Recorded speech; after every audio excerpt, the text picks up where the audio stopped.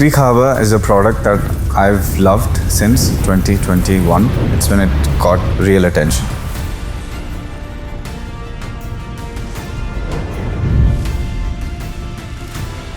Now this is what people know of, okay? So you have an island, you have a creek beach, and there's this entire downtown area that everyone has heard of, okay? Now what we're going to connect in this video, okay? So there's an entire promenade around this downtown area. So they wanted to recreate the whole Dubai Marina vibe over here. There's an entire beach being developed in this frontal area. They wanted to, again, try and recreate the vibe of JBR. This is not so successful. I mean, they can't create the JBR vibe, but Dubai Marina, people love this location. Despite whatever people say, people really do love this location. And then the most anticipated is this whole, the idea is they want to build something like an Eiffel Tower, a female Burj Khalifa. These are the names that have come around this whole project. Al-Abar himself announced that the designs are inspired by Marilyn Monroe. That's the idea. Okay. Now, this is pretty much what people sort of know about. Now, what people don't know about, okay, is that so over here you have an address Creek Harbour. Became quite famous in March. So if you sit in Address Creek Harbour, there's something called like a harbour viewpoint where you can see the entire view. Right over here, this is area called Jadaf. Now over here, you'll find a little metro line here. What is important about this particular metro line and what is important about Jadaf is that Jadaf is the station where you have your Etihad Rail. Now, the beauty of studying EMAAR master plans is that so many things will be connected because it's always government related, right? 60% of the market share. What is important about the Etihad Rail? There are only 2 stations in the whole of Dubai, right? Right. Means this is the spot where you can go all the way to Abu Dhabi in 30 minutes, okay? This is the spot where you can go to downtown, from Jadaf to downtown in 7 minutes. Now, the most important thing is this particular, second extremely important point is you have something called the Dubai Square Mall. Now, what's important is, again, Al-Abar announced that by Q4 28. Now see, when someone like Al-Abar announces Q4 2028, you can't take it like a joke. So right now, anyone who is studying the Dubai real estate market, they know that every EMAAR investor is getting an email saying pay more because their construction speed has increased and they are handing it over faster. So, Q4 2028, you have this. You have 4, so that's 1 metro line over here. There's another 3 metro lines in this community. So, they're trying to copy the Singapore model. This is the first place in Dubai that's going to feel like because in Dubai, if you go to places, it's not exactly walkable. You don't think that it's a walkable area, right? Most Europeans people, they like being able to walk around the entire city. So this is that first place where you can basically, there will be a bridge connecting from here. So the beach is all the way extended. There's an entire section extended all the way till here. So here you have your world's tallest metro station. You'll have a school district over here. This entire thing will be connected. So if you want to enjoy that sort of waterfront lifestyle, you can go to this section. You want to enjoy the entire downtown lifestyle, you're in this section of the place, and you can walk across this entire ecosystem. What else is there in this ecosystem? Okay, now this metro line. Now, Dubai Square Mall, it's already been awarded to Dutco. Again, big and some big names associated. If you go for the contracting companies, it's already been awarded. Blue Line Metro Station. So this is Q4 2028. Similarly, I think Q2 or in 2029, we are expecting Blue Line Metro Station. I think it's in Q2 2029. See, all of this is connected. See, now this Etihad Rail, by the end of, in fact, by this year, end of this year, we can expect the first sort of Etihad Rail to go by. The stations will keep increasing. So if I have to connect all of this, now some other advantages of this area, okay? So till now, you have a bit of an idea? Yeah. Right? Bit of an idea. Now I'll show you something interesting. This is the connectivity I'm speaking about. So this is sort of the island. This is that area that is at the harbor viewpoint. This is where the metros will be connected. As of now, so in this front area over here is where your Jeddah, for example, is. In fact, it's over here. So that's how that road. Yes, The rail is here. exactly. So this is where you can see the metro line over here, right? So this is your first sort of metro district where there'll be a school, and that's what it's something. So right now, why are they making Palm Jebel Ali? All the mistakes of Palm Jumeirah, they're sort of fixed in Palm Jebel. It's like a Palm Jebel 2.0. In the current downtown, it's not exactly for families as such. It's for executives, couples, few families live, but it's not exactly a family-oriented area, right? But in this case, what they want is, they want it to be a bit of a family-oriented area as well, where you have schools, you have parks, you've got metro lines, connectivity. If you want to go enjoy the little waterfront location where you enjoy the retail, coffee shops, now an additional feature, a few additional things over here is, okay, so this entire district over here is called Maidan Horizon. This district over here, sorry, all the way. So over here, you have your Maidan Racecourse. Again, it's a high-end population, some really high-end schools. You've got buildings over there as well. Then somewhere over here, you've got, again, Miras, a big name, developing something called Dubai Design District. Now, over here, the prices are starting somewhere around 4,000 dirham per square foot.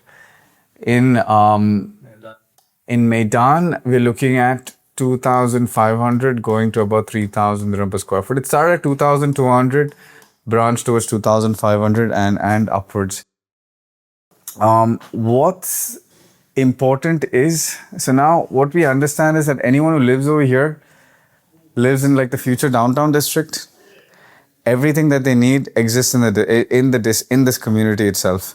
Whether they can walk around the city, they have the most advanced mall. Now, Dubai Square Mall is going to be the most advanced mall in terms of it's going to be AI, and you can drive your electric car to the mall. I mean, he's got some really, he said it's going to be a mall that the world is not the biggest mall, but the most technologically innovative, advanced mall. AI innovation will be incorporated into the mall.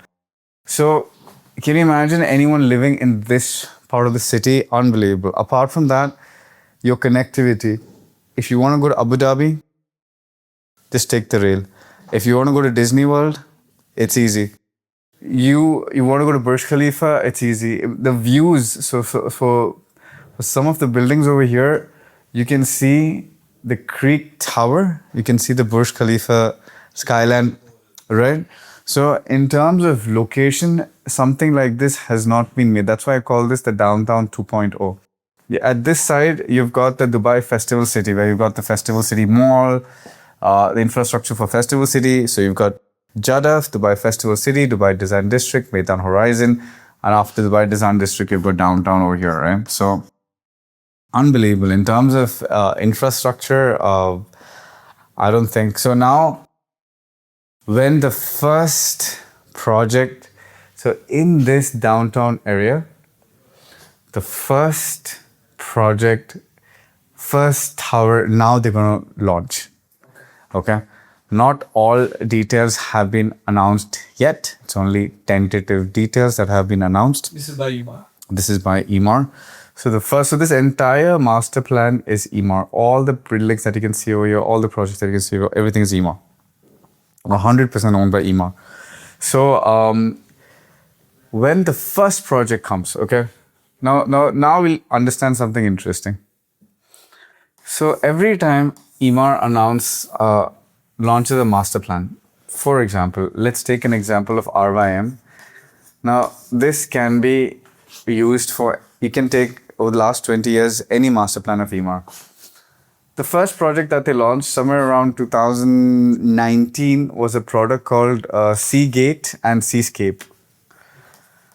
This was launched, it was at a very low price, then Dubai was a different stage, but let's presume this was launched around 2,000 dirham per square foot. Today, on the same line, they launched something called Fior, and Fior is between 3,000, a full CV unit to up to 4,000 dirham per square foot. The same product. Because what does EMAAR do? In a master plan, so let's say this handed on 2026, this will hand on 2030. So everyone makes money. It's fair for every single investor. The guy who invested earlier, he makes his profit, he exits. The guy who invested later, he also makes his profits, because the only way investors can make profit is if EMAAR keeps increasing the price, right? That's how will they retain value. A lot of developers, what they do is when they come up with a master plan to force sales, even when they launch now, it'll be at the similar price of what the product was. So imagine there's a villa community and they have different clusters. Now this cluster, a house is going around 2.7 million. Now at the third cluster, also if they are selling at 2.7, how will this guy make money? Yeah, lost his value. Even if it's the same product. Yeah, it's not increased. So the developer makes money, the investor does not make money. So what EMAAR does is every launch they make sure that the early bird makes money. So if that first building that comes, and this it's not just RYM. If you take Dubai Hills, you take Arabian Ranches 3, you take Arabian Ranches 1, any product of EMAAR you take, they'll follow this same EMAAR beachfront. This is the same principle they follow for 20 years. For anyone who's investing into stocks, if you actually explain these patterns, they'll be very excited about it. Now, in this particular master plan, if we pick up at the first launch, means let's presume that they get it around 2,400. Every building that they launch in that master plan will keep. EMAAR themselves are going to take it towards the 5,000 dirham per square foot mark. We don't have to do anything. Just invest. Just invest, that's all we have to do. Because we know the pattern that EMAAR has done. EMAAR follows this. That is why in this market, despite the conflict, EMAAR communities did not take a very big hit, because the clientele of EMAAR, we were discussing psychology. Yeah. Now, what is the difference between, let's say, no offense, okay, let's call it DATAC, okay? Just give me a tier 2 developer, okay? And we're calling EMAAR. What is the difference is, these developers, they do aggressive marketing in every country. So they'll be attracting a lot of speculators, not exactly end users. People who are just putting in money to make profit. To basically resell it. But in an EMAAR community, the clientele is so cash rich that they're not going to get impacted in this conflict zone. So let's say for example, this one building in the downtown area launches, okay? And there are 100 apartments. In 100 apartments, about at least 60 to 70 people are people who either want to live there, are people who are extremely cash rich. Because how does EMAAR's sales process itself work is, the first goes to the diamond investors. These are people who have invested over 50 million with EMAAR. Second goes to your bulk buyers, preference. Third goes to Platinum Alliance. Fourth goes to your general brokerage. By the time it reaches general brokerage, you've got crap you don't want to invest. Basically, it's something that nobody wants. Okay. Now, we try to enter at this stage, with our investors. But the point is, the kind of clientele that enter every single EMAAR project are so cash rich, they're so strong. That is why an EMAAR community does not shake, despite of a tough situation. So, I think it's any questions? Right? Thank you so much for watching. This was if you want more information on the new project that's coming up in the Downtown 2.0, contact us on the link below. And I think it's a phenomenal opportunity, and everyone should be aware. I've been making videos about this since 2021, and this is the project that I've been targeting. So you should definitely contact. Book a strategy call. I'm Mohammed Zohaib.